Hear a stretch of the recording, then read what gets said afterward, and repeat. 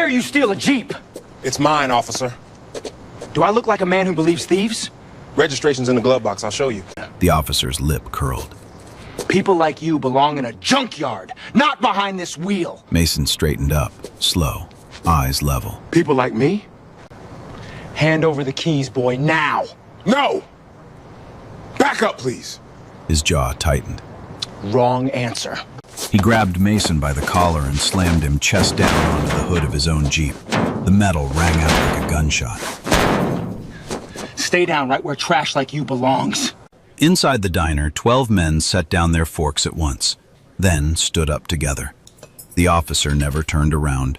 He had no idea who he'd just put on that hood. Rewind 25 minutes. The sun was barely over the pines when Mason Holloway pulled into the gravel lot at Sully's diner. His Jeep was old. The paint had faded to the color of weak coffee. The hood had a long scratch he'd never bothered to fix. He killed the engine and sat there a second, listening to the tick of cooling metal and the soft chirp of a meadowlark across the highway. The lot smelled like dust, gasoline, and bacon grease drifting through the screen door. He didn't look like a man with anywhere to be. Plain t-shirt, faded jeans, a windbreaker folded on the passenger seat. No watch, no rings, no name tag. Just a steel thermos in the cup holder and a worn paperback on the dash, the spine cracked from being read too many times on too many long flights. The Jeep had been his father's. His father bought it used in 1992, drove it until the day he died, and left it to Mason with a note taped to the visor. The note said, "Keep it running, son." Mason had kept it running for 30-some years. He had also kept driving it long after he could have afforded anything else. It was the kind of vehicle a man held on to for reasons that had nothing to do with money and everything to do with the man who used to sit in that driver's seat. He climbed out. The gravel crunched under his boots. The screen door of the diner slapped open and shut as a trucker walked out, nodding at him on the way past. Mason nodded back. He held the door open for a waitress carrying a heavy bus tub of dishes. "Morning, hun. Sit anywhere you like," she said. "Thank you, ma'am." He took the booth near the front window. He sat with his back to the wall, facing the door, without thinking about it. Old habits. The vinyl seat cracked a little under him. It was warm from the morning sun pouring through the glass. The waitress came over with the coffee pot already tilted, the way she did with regulars. "Black?" "Please.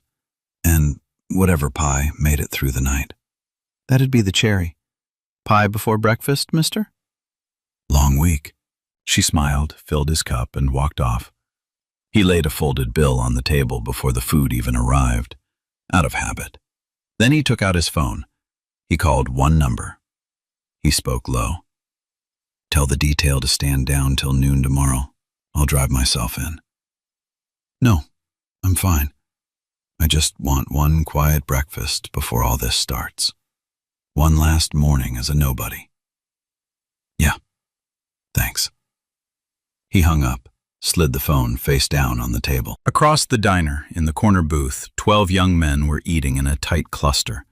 Short hair, clean jaws, easy posture, like men who could fall asleep on concrete and wake up ready for anything. They were dressed plain, flannels, ball caps, jeans, but something about them moved as one unit. They laughed in low, careful voices.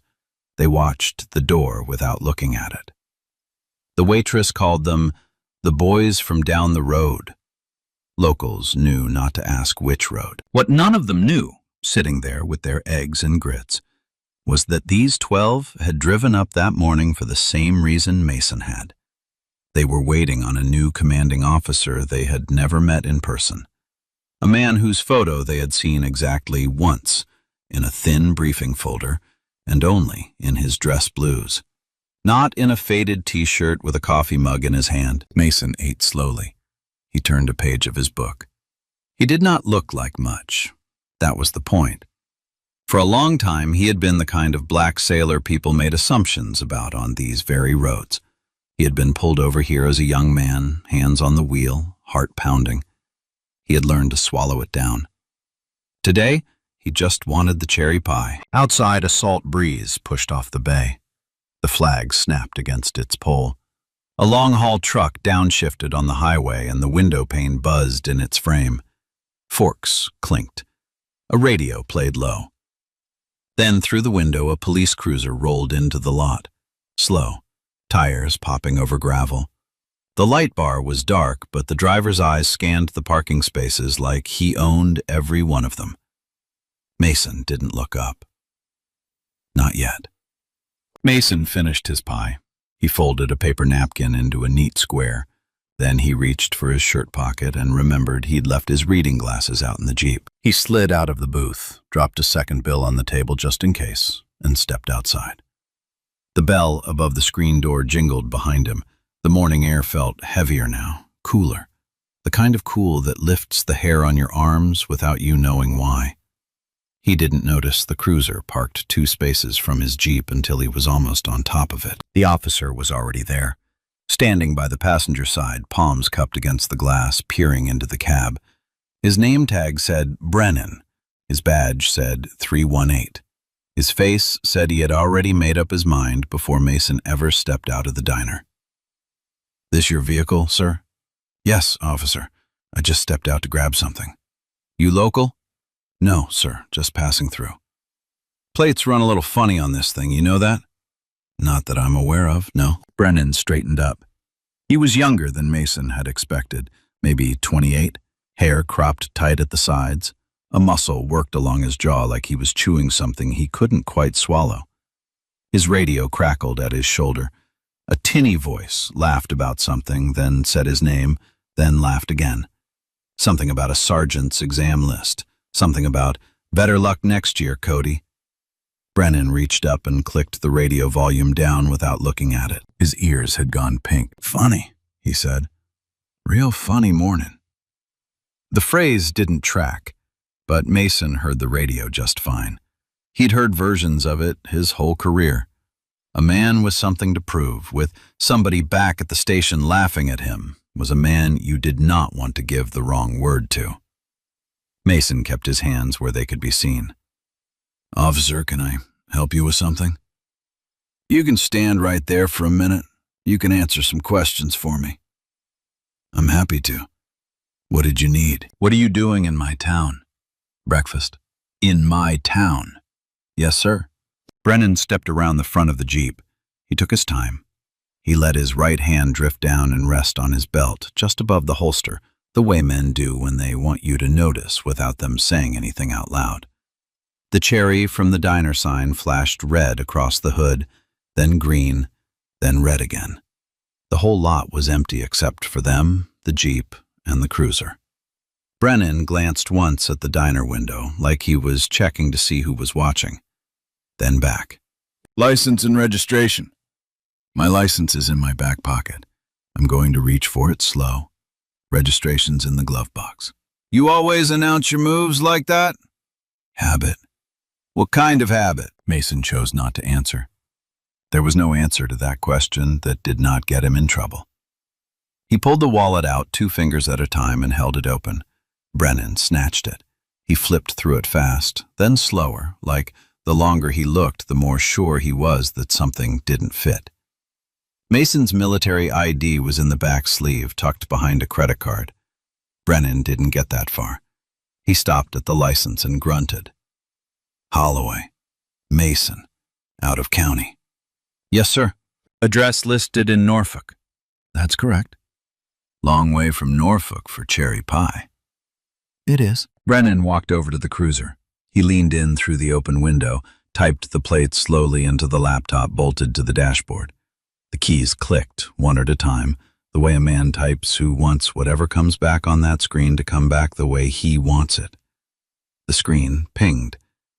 Brennan stared at it for a long moment. He didn't like what it said. The plate was clean. The registration was clean. The address matched. Mason knew it would because Mason had filled out the paperwork himself. The radio crackled again. The dispatcher's voice came through this time, calm and bored, asking for an update on a 1038, a traffic stop. Brennan keyed his mic. He didn't take his eyes off Mason, and what he said next was not what was happening in the parking lot. Yeah, Central, I got a suspicious vehicle here in the lot at Sully's. Driver's giving me attitude. Stand by for further. Mason's pulse picked up. He didn't show it. He'd been here before, on different roads, in different decades. He could still remember the first time. He'd been 19 years old, in his first weeks of leave from boot camp, and a deputy had pulled him over on this exact stretch of highway because Mason's mother's Buick looked wrong with a young black man behind the wheel. Mason had sat with his hands at 10 and 2 for 40 minutes that day. The deputy had let him go without a ticket and without an apology.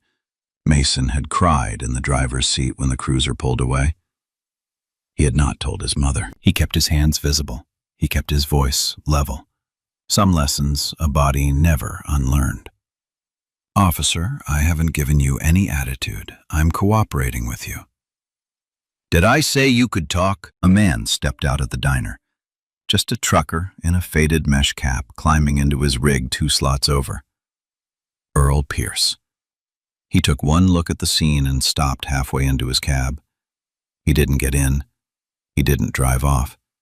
He just slowly, casually lifted his phone over the top of the door, angled it down, and tapped the red button on the screen. Behind the diner window, the bus tub clattered down onto the counter. Carol, the waitress, had frozen in place with a dish towel pressed against her chest.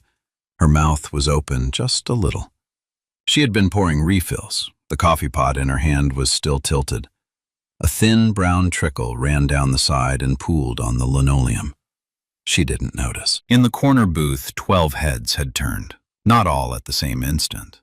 One first, then another, then the rest. The man at the end set his fork down so carefully it didn't make a sound on the plate. His name was Garrett Cole. He was looking out at the parking lot and squinting, the way a man does when he's trying to remember where he's seen a face before. His jaw set. He picked up his phone. He thumbed open a folder. He started scrolling. Out in the lot, Brennan turned the license card over once in his fingers and shook his head, as if the laminate itself had personally disappointed him. Plates don't match the description we got. What description? You'll find out when you find out. Step back from the vehicle, sir. It's my vehicle. I said step back. Mason stepped back, 1 pace. His boots scraped on the gravel. That's not what I asked. Step back further, to the curb. Officer, I'm not sure what we're doing here. We are following procedure. Procedure for what? Brennan didn't answer. He keyed his mic again. This time he was louder, the way men get loud when they want everyone within 50 feet to hear them in case it matters later in a report. Central, subject is not complying. Going to need a second unit if available. Subject is 6 foot, dark complexion, gray t-shirt, uncooperative. That word again, uncooperative. Mason had been standing perfectly still. He had not raised his voice. He had not raised his hands above his shoulders. Every word out of his mouth had been sir or officer or some version of yes. And still the radio chirped his behavior back to the station as uncooperative. He glanced once at the diner window. Carol was still frozen. The corner booth was still watching. The man named Garrett Cole was no longer scrolling. He was holding his phone screen up to the light, looking from the screen to the parking lot and back. His face had changed. Whatever he'd just seen on that screen, he was now sure of. And Earl Pierce, with his cap pulled low, was already filming.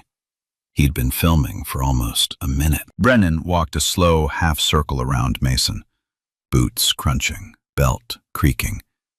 He came to a stop directly behind him, close enough that Mason could feel the man's breath on the back of his neck. You know what I think, Mr. Holloway? What do you think, officer? I think this Jeep doesn't belong to a guy like you. I think we're going to figure out who it really belongs to.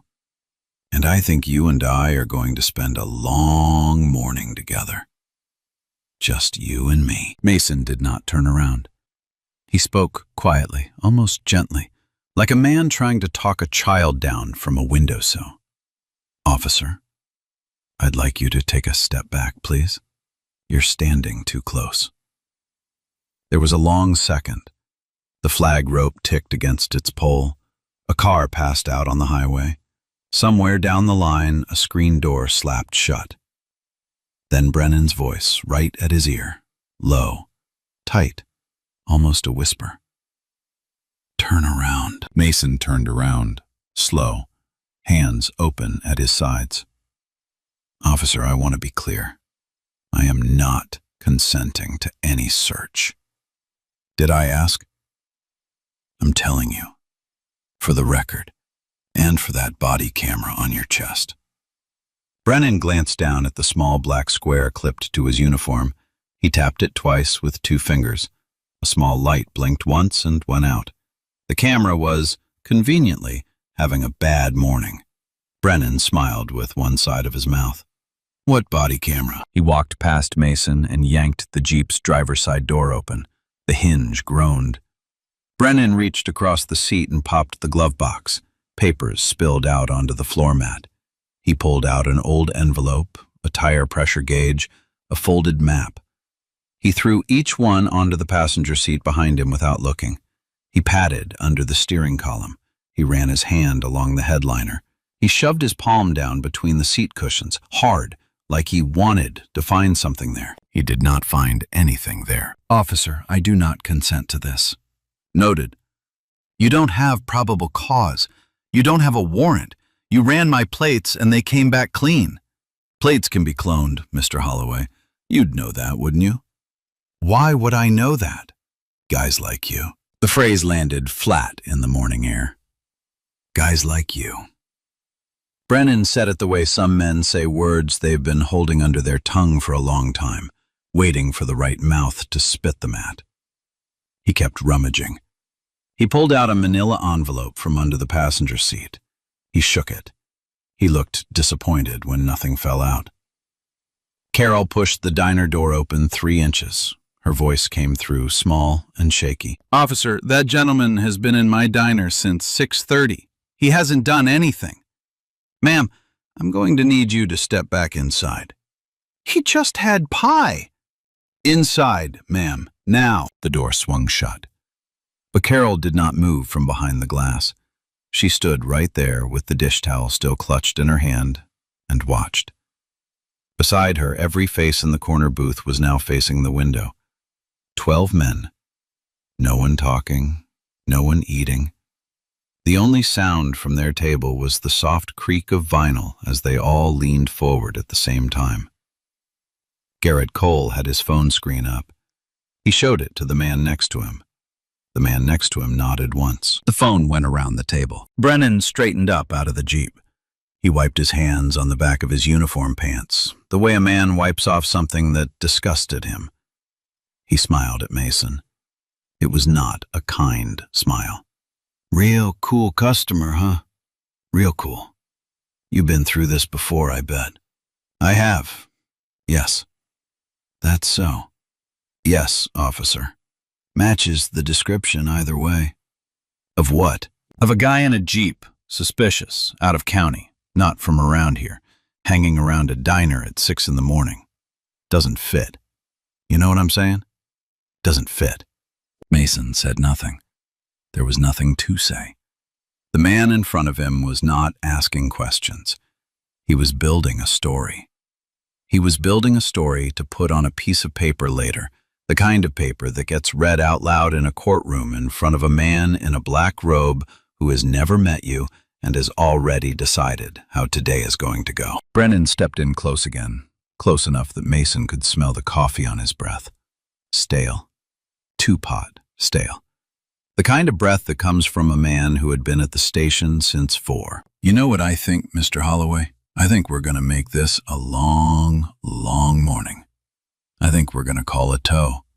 I think we're going to take that Jeep apart panel by panel back at the impound lot. And I think by the time you see daylight again, you're not going to want to come back to my town. Ever. Officer, I would like to remind you that you are being recorded by multiple parties. By who? Mason tilted his head just slightly toward the trucker in the mesh cap 2 slots over. Earl Pierce did not move. He just kept his phone steady over the top of the truck door. The little red dot on the screen was still glowing. Brennan's smile dropped. His jaw tightened. The pink in his ears bled down into his neck. He looked at the diner window. Carol was still there. 12 men were still behind her, still watching, still silent. He looked at the trucker. He looked back at Mason, and something in him decided. It was a small decision, the kind of decision a man makes in less than a second, in the space between two breaths, because he has been embarrassed by a radio, and embarrassed by a clean license, and now embarrassed by an audience he did not invite. He had a choice in that second. He had every option in the world. He chose the worst one. He grabbed Mason's wrist. "You don't get to remind me of anything." He yanked it up behind Mason's back. Hard. Mason's shoulder pulled tight. Mason did not resist. He let his arm go where it was being taken, because resisting was the thing the report would say he did, and the report would say it whether he resisted or not. Brennan spun him. The world tilted. Mason's chest hit the warm hood of his father's Jeep, his cheek pressed against metal that had been warming in the morning sun. The hood rang under him, a low metal note that carried clear across the lot. His reading glasses, the cheap drugstore ones he kept on the dash, slid off the hood and skittered across the paint. They hit the gravel and snapped. One lens rolled a foot and stopped. Mason heard Carol gasp through the screen door. He heard a coffee mug shatter on the diner counter. He heard Earl Pierce very quietly say, "Oh, no, no, no," from behind his cab door. Mason kept his eyes open. He stared sideways at the asphalt under his cheek and breathed. The hood smelled like sun and old wax. His father had waxed this hood. His father had stood right where his face was pressed now, in a different decade, whistling. He did not hear what was happening in the corner booth because the corner booth was no longer in the corner booth.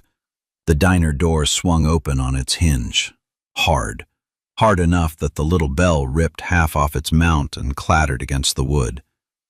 12 men walked out, not stomped, not ran, walked, all together, the way men walk when they have made a decision as a group, and that decision is final. Brennan didn't see them. He was bent over Mason's back, knee in the small of Mason's spine, fishing for his cuffs. "Stay down, boy. You twitch and I swear to God." The handcuffs ratcheted closed around Mason's left wrist. The metal was cold. The click of each tooth was very loud. Mason closed his eyes. He breathed through his nose. He counted backward from 10 the way he had taught hundreds of young men to count backward from 10 before they did something they could not take back. He got to 7 before he heard the boots. 12 pairs of boots. Civilian boots, work boots, hiking boots, crunching across the gravel in a steady, even rhythm, stopping in a half circle about 10 feet behind Brennan, stopping all at the same time. Brennan still didn't turn around. He was too busy enjoying the cuff in his hand. "You're under arrest for..." "Officer." The voice that said it was calm. Calm in the way a teacher is calm when a student is about to do something the student cannot undo. Calm in the way a senior chief is calm. Senior Chief Garrett Cole stood at the front of the half-circle. His hands were loose at his sides. His feet were planted. He was not yelling. He did not need to. "Officer, you're going to want to take your hands off that man." Brennan finally turned his head. He saw 12 civilians in flannels and ball caps. He laughed. "Step back, sir. This is a police matter." "It really isn't." Brennan turned the rest of the way around. His knee was still on Mason's spine. His hand was still gripping the cuff. He had no idea, none at all, who had just walked out of that diner. He had no idea what the next 60 seconds were about to do to the rest of his life. The half-circle did not move. 12 faces, 12 quiet expressions, all of them looking right through him. Senior Chief Cole took one step forward, just one. Gravel popped under his boot. Officer, I'm going to ask you one more time. Hands off. Brennan laughed.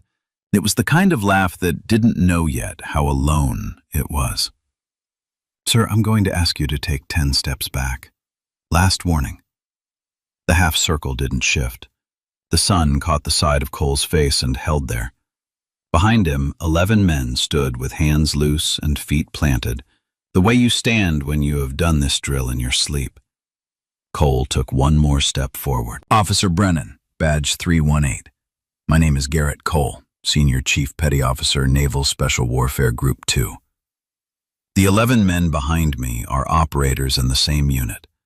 We've been in that diner since 5:45, waiting on the arrival of our incoming commanding officer.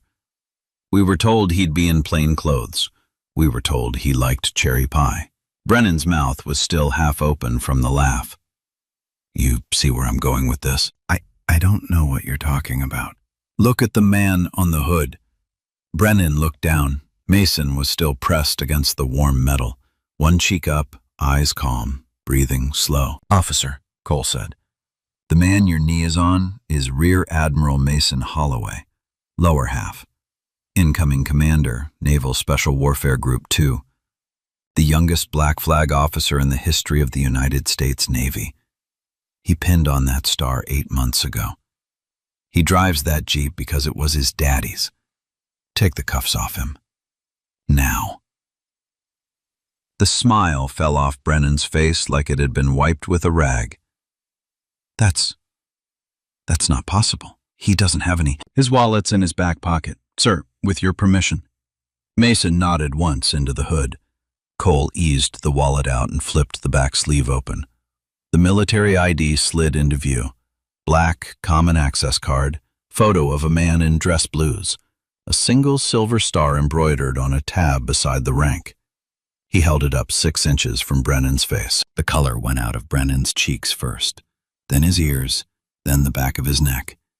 The hand holding the cuff began to shake, a small tremor, then a larger one. His other hand drifted to his own belt and stayed there, useless. His eyes kept going back to the star like he hoped if he looked again it would be gone. I didn't.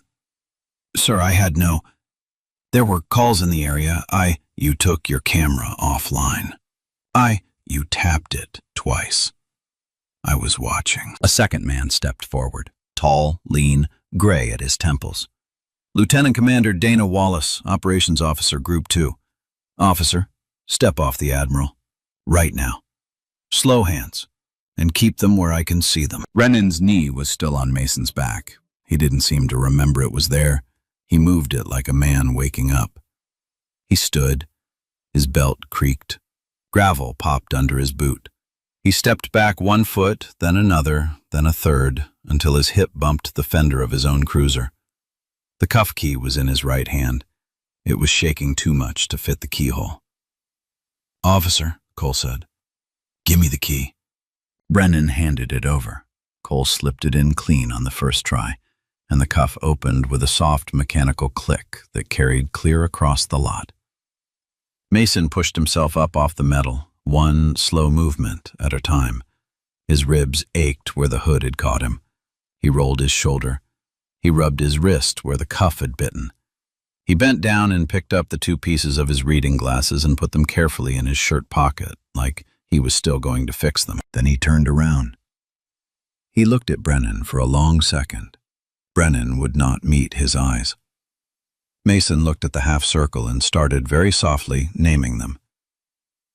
Senior Chief Cole, Lieutenant Commander Wallace, Petty Officer Ramirez, Coleman, Cardenas, Boyd, Whitaker, Reyes, Sanders, Pope, Dixon, Travis, McAllister. Thank you, all of you, for getting out of your seats. Nobody said anything. A few of them nodded, most just held his eyes. Mason turned back toward Brennan. Officer, may I have my license back, please? Brennan held it out. His hand shook so badly the laminated card rattled against itself. Sir, I'm so sorry. I had no way of knowing. That's the part I want you to think about for a long time. Sir? Mason took the license. Carol had come out of the diner with a fresh towel pressed to her mouth. Earl Pierce had lowered his phone to chest level, almost ashamed to keep recording, almost more ashamed to stop. You didn't know I was a flag officer, Mason said. You're standing there, embarrassed because of a star you couldn't see. But the man you put on that hood 5 minutes ago was the same man who walked out of that diner. Same Jeep, same shirt, same skin. Nothing about me changed in the last 90 seconds. Brennan opened his mouth, closed it, opened it again. No words came. This is not the first time I've been pulled over in this town, not by a long shot. It's the first time 12 men stood up. That's the only thing different today. The morning held still. Brennan finally got something out of his mouth. It came out wrong. Sir, there was a bolo this week. Dark-colored vehicles. The description, Officer. And the body camera? That was a glitch. Those things malfunction. Officer. Brennan closed his mouth. Mason did not raise his voice. He did not have to. The whole parking lot was leaning toward him now. You don't owe me an apology, officer. You'd just be apologizing to save yourself. The next person you pull over is the one who'll need it, and that person isn't going to have 12 men in the diner. Brennan's jaw worked. Nothing came out. A second cruiser rolled into the lot, slower than the first. The man behind the wheel was older, thicker around the neck, with 3 chevrons on his sleeve. Chief Walter Sutton. He took one look at the scene, and the air around him changed. He climbed out, boots squeaking. He pulled the brim of his hat down to shade his eyes. All right, everybody take it easy. What do we got here, Cody? Brennan tried. Chief, there was a suspicious vehicle. Save it. Sutton walked the long way around. He looked at the open Jeep door. He looked at the broken glasses on the gravel. He looked at the half circle of 12 men. He looked at the silver star embroidered on the ID still in Cole's hand. His face did a small, private calculation. Sir, he said to Mason, looks like we've had a misunderstanding. Why don't we step inside? I'll buy you a coffee. We'll clear this up. Quiet. It's already not quiet, Chief. There's no need for any of this to leave the parking lot. It already has. Sutton turned. He saw Earl Pierce by the truck. He saw the phone in Earl's hand. The little red dot. He walked toward him with a fixed smile. Sir, why don't you put that down? You give me that phone. We delete the file. I make sure that ticket from last March stays gone.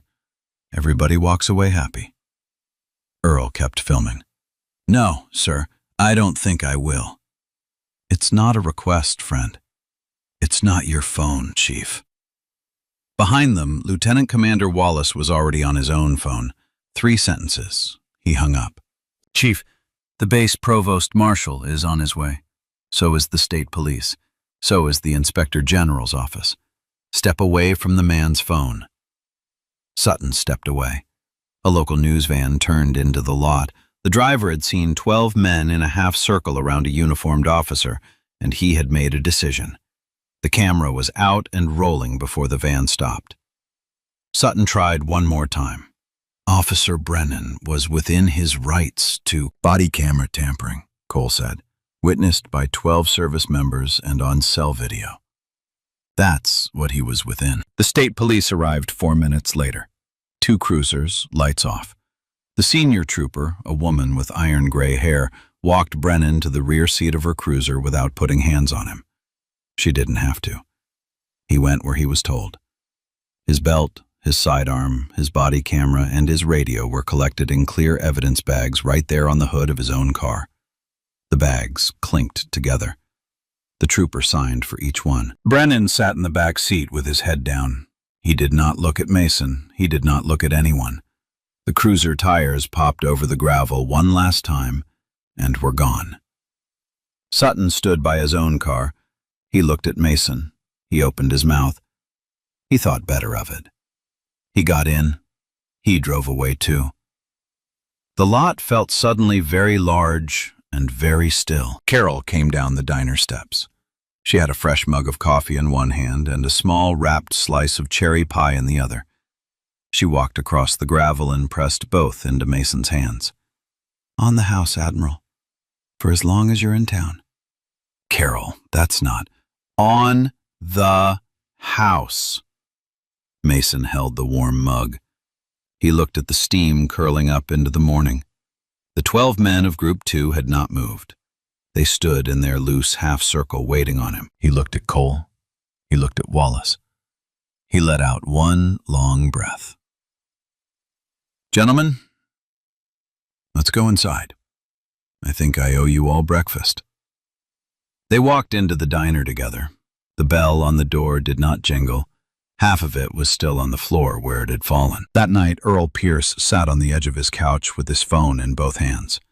The TV played quiet across the room.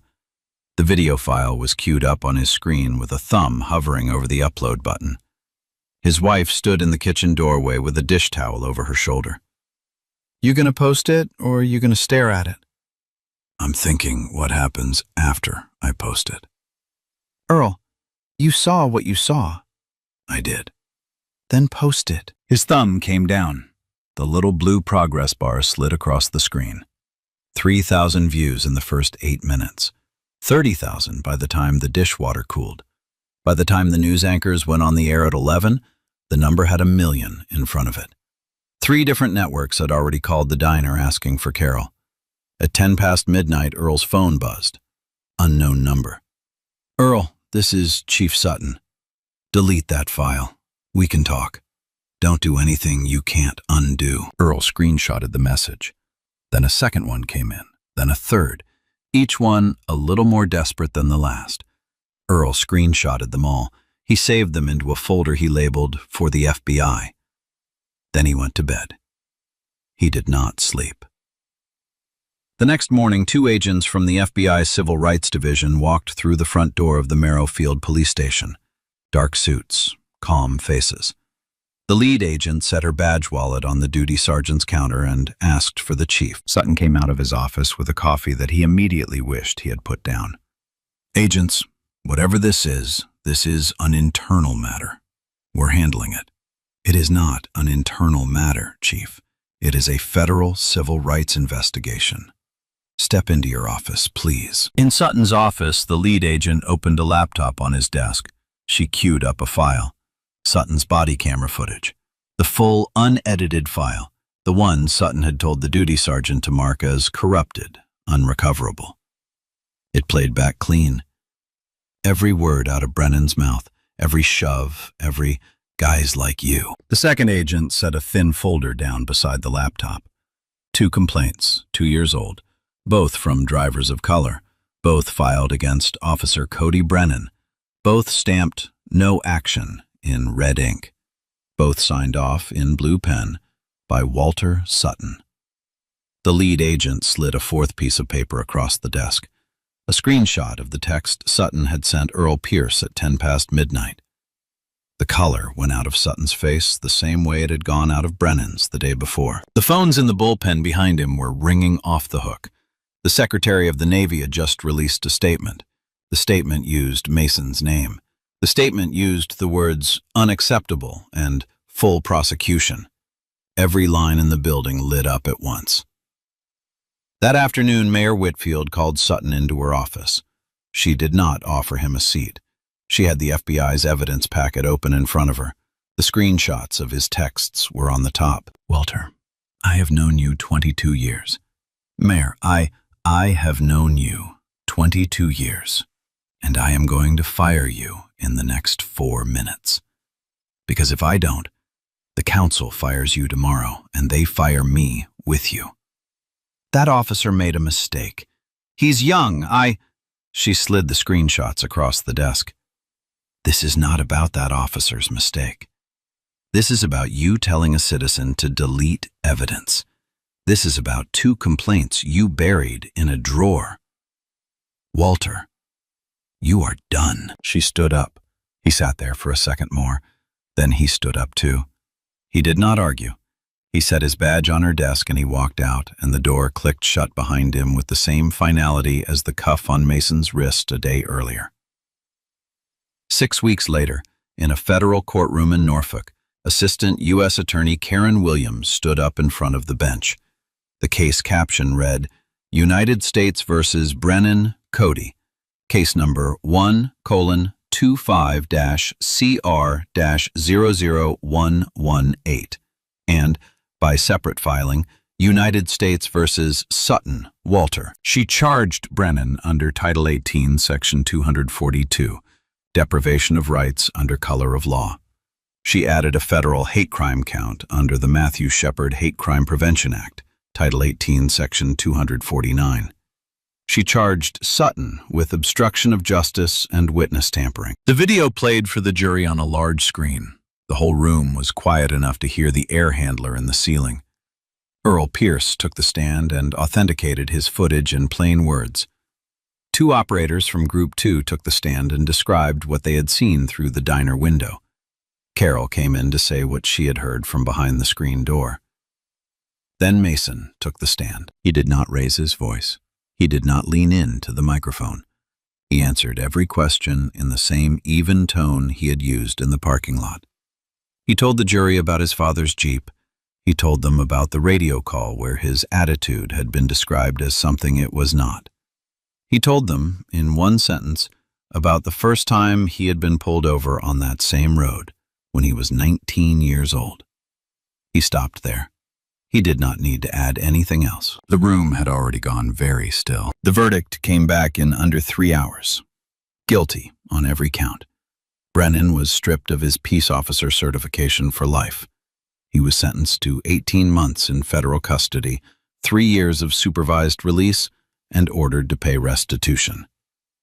Sutton was convicted of obstruction and got a year and a day. The 2 old complaints in the drawer were reopened. The drivers in those complaints got phone calls from the Justice Department. Someone, finally, was listening. The county did not stop there. The Board of Supervisors passed new policies on consent searches, on body camera tampering, and on the supervisor review process that had let those 2 complaints rot in a drawer. Locals started calling them the Holloway Rules. Mason hated that. He said so on the news. He said the rules belonged to the 12 men who had stood up, and to a trucker with a phone, and to a waitress who had refused to step back inside. He said the rules belonged to everyone who had refused to look away. 3 Saturdays later, the bell above the diner door had been replaced. A new one, slightly higher pitched than the old. It jingled when Mason walked through. He had a star on his collar now, just the one. He was in uniform because he had come from a base ceremony, but he had loosened his collar in the car. He took the same booth, back to the wall, facing the door. He ordered the same coffee, the same slice of cherry pie. Carol set them down without asking. On the house, Admiral. Carol, we talked about this. We did. I won. Garrett Cole slid into the seat across from him with a plate of eggs, then Wallace, then Ramirez and Coleman dragging chairs from another table. By the time the rest of the unit filtered in, the corner booth and the next 2 booths over were full of operators in plain civilian clothes, eating breakfast with their new commanding officer like they had been doing it for years. Mason looked at his men. He spoke quietly enough that only the table heard him. I taught a course at BUD/S once a year for a long time. I told every class the same thing. Courage isn't a feeling. It isn't a roar. It's the much smaller decision to not turn your head when something wrong is happening in front of you. That's all it is. That's what you did in this parking lot. Cole shrugged. We didn't know it was you, sir. That's the part that matters most. 2 weeks after that, Mason stood at a small podium in the Marrowfield Town Hall. The room was packed. Earl Pierce was there. Carol was there with her husband. So was the mayor. So were 2 of the drivers whose old complaints had finally been reopened. Mason had asked them to sit in the front row, and they were sitting in the front row. He spoke without notes. I am not standing up here as a flag officer. I'm standing up here as a man who used to be 19 years old on the same road where this happened. I want to say one thing tonight, and then I'd like to listen. A service member never needed stars to deserve respect, and dignity is not a privilege. It cannot be handed out, and it cannot be revoked by one man with a badge. The room held very still. What changed in that parking lot was not that I had a star in my wallet. What changed was that 12 men stood up. A trucker hit record. A waitress refused to step back inside. Those are not military heroics. Those are the small choices any of you can make. Please make them. He stepped down from the podium. The applause did not come right away. When it came slow, and it came from the front row first. That's the whole thing. Justice did not show up in that parking lot because Mason Holloway had a star. Justice showed up because people decided not to stay in their seats. Most of us are never going to have 12 Navy SEALs in the diner with us, but almost all of us have a phone, a voice, and the ability to not look away. That's all it ever takes. So I want to ask you honestly, if you had been sitting in that booth with your eggs and your coffee in front of you, and the cop outside that window had a man's face on a hood, would you have stood up? Would you have hit record? Or would you have stayed in your seat and hoped someone else handled it? Tell me in the comments. I read them. I want to know. If this story hit you, smash that like button. Share it with someone who needs to hear it today. And subscribe, because there are a lot more of these I want to tell you about. Stories where the people in the diner stood up. Stories where they didn't. I'll see you in the next one. The next person who gets slammed onto a hood on a Saturday morning in front of a town that thought it was a quiet town deserves a diner full of people who will get out of their seats. Be that diner. The story is over, but one thing keeps sticking with me. We all like to think if we saw something wrong, we'd speak up. We are sure of it, but the truth is, most of us don't, not because we are bad, because we're waiting for somebody else to go first. Somebody will say something, let me see how it plays out, and while we wait, everyone else is waiting too, or hoping someone braver goes first. So nobody does. The wrong thing wins, not because it's good right, but because nobody was uncomfortable enough to speak up first. That is the scary part. It's not the bad guy, it's a whole room of decent people, all thinking, not my problem. We have all been there, a meeting where someone gets thrown under the bus. We stay quiet, a group chat with a crucial joke. We don't reply, and when nobody pushes back, silence becomes agreement. Here's a lesson. Speaking up first is the hardest part, but the most important, because once one person stands, others follow. People aren't waiting for a hero, they're waiting for one person to open their mouth. So this week, if something feels wrong, don't wait, be the first. Everyone else might be waiting just like you. If you had been in the dinner, would you have stood up? I read every comment. Hit like, subscribe. See you next time.